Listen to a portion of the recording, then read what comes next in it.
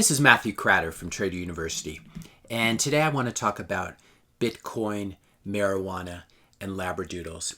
If you're interested in learning how the economy and how the actual world actually works, so you can make money in bull or bear markets, or if you just want to see what I'm investing in and trading, be sure to hit that subscribe button. So today we're going to do sort of a fun thought experiment. I got this idea from Michael Pollan, who's a great author if you haven't read The Omnivore's Dilemma or his most recent book on psychedelics. Really interesting writer. This is from what I believe is his first book or his first real bestseller called The Botany of Desire. And basically in this book, he goes through and looks at the world from a non-human point of view, from a plant's point of view. So we're going to do this, do something similar. This is not to say that the human point of view is not useful, but you can often learn a lot by looking at things from different angles.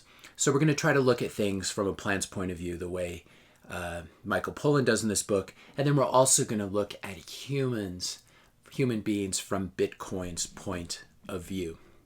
So in this book, Michael Pollan talks about how plants cannot move. Obviously, they're sort of rooted to the ground for the most part. And so they need different ways of spreading their seeds. And one of the ways that plants evolved very early on was to get animals to do the work for them, to spread these seeds, to enable plants to spread their genes. So burrs, if you ever go hiking, you get burrs on your hiking boots or on your pants. These were made to attach also to animal fur. This is a great way of sort of transmitting seeds over very long distances. Also, if you see flowers, they are very beautiful. They have bright colors, and they have nice fragrances, and they contain sweet nectar that bees use to make honey. This is a way that that flowers basically use bees to spread pollen and reproduce. So this is basically the old strategy here, where plants using animals. But what Michael Pollan points out in The Botany of Desire is that animals that learn to use humans to spread their genes actually did even better than, I hope I said that right, plants that used human animals to spread their genes did better than plants that just use regular animals. And so we see something like the beginning of agriculture approximately 10,000 years ago. And what Michael Pollan goes over is that the various strategies that plants have used to get humans to spread their genes. So tulips, obviously we talked about flowers. Tulips are very beautiful. They were sort of the basis for the tulip bubble a few centuries back. Cannabis, pot, marijuana gets people high, gets animals high. And so this was sort of a strategy that cannabis evolved.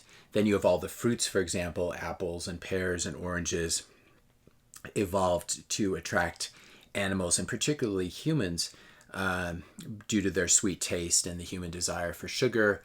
Potatoes, likewise, full of energy, full of carbs that can be converted to glucose. And then obviously plants like tea and coffee.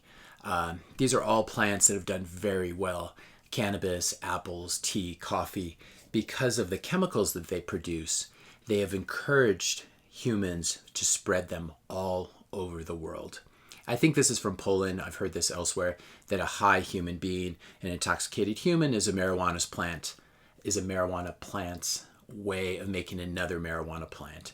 And this is really how Pollan views plants through this thought experiment in The Botany of Desire, that they're strategies that plants use to exploit humans to create another plant. And so you could theorize, is the cannabis plant one of the major drivers of what happens currently in California, what happens in Colorado? Certainly marijuana was behind a lot of the countercultural revolutions of the 60s, etc. And we've seen really a resurgence of the plant with state legalization in various states in the United States. I would argue that the two most successful species of the past 10 years, I don't have firm statistics for this, but probably are the marijuana plant, which has really spread and spread and spread, especially the more it's legalized, and also Labradoodles. They seem to be the most popular kind of dog. You see them everywhere. Obviously, they're somewhat human engineered, but animals have a way, and plants have a way of spreading their genes by encouraging human beings to spread their genes for them by producing either good plant chemicals or tasty food, or just aesthetic pleasure and cuteness like you get with Labradoodles. And so I would say that maybe the third most successful species is really a new species. It's called Bitcoin. And it's begun to function almost like an organism. It spreads itself. It started off in just a white paper, and it has spread itself all over the globe, across all countries, across all races, across all different financial systems. It has a way of getting smart and nerdy people excited, and Bitcoin then teaches these people to hook Bitcoin up to the power grid to feed it with electricity, and so to create more Bitcoin. I'm referring, of course, to Bitcoin mining. But if we look at this, gives just an interesting perspective, I think, if you try to look at things from Bitcoin's perspective. In the process, the hash power, the computing power of the Bitcoin network has grown to really, really unimaginable levels. How many hashes are being done per second now? And in many ways, Bitcoin is sort of a Trojan horse that may, if everything goes well, in my opinion, it will end up destroying the world's current fiat social financial system, with all of its problems, with wealth inequality, with investment bankers and central bankers exploiting money and devaluing money to help their buddies and hurting everyone else, destroying savings, etc. And so Bitcoin you could see almost as a virus, I would say a good virus, that enters the world's financial system, or Trojan horse, if you want to think in terms of Homeric terms, or even software terms. It's something that enters the system, and it harnesses human greed and desire by making the price of Bitcoin go up slowly over time. This is the way the software is built, so that the supply decreases over time. There's a fixed supply. Only 21 million Bitcoin will ever be created. And so it has this way of taking over the world, taking over the world's energy.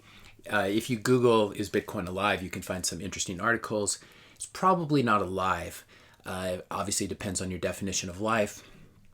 But I would say that it is self-replicating, or almost self-replicating. It basically uses human desire to hook itself up to power sources, to be fed, and in this way allows it to spread more and more around the world, both as an idea, as sort of a thought virus, with all of the kind of libertarian associations that come with Bitcoin and kind of rethinking what money is, as well as the fact that Bitcoin itself is just spreading all around the world.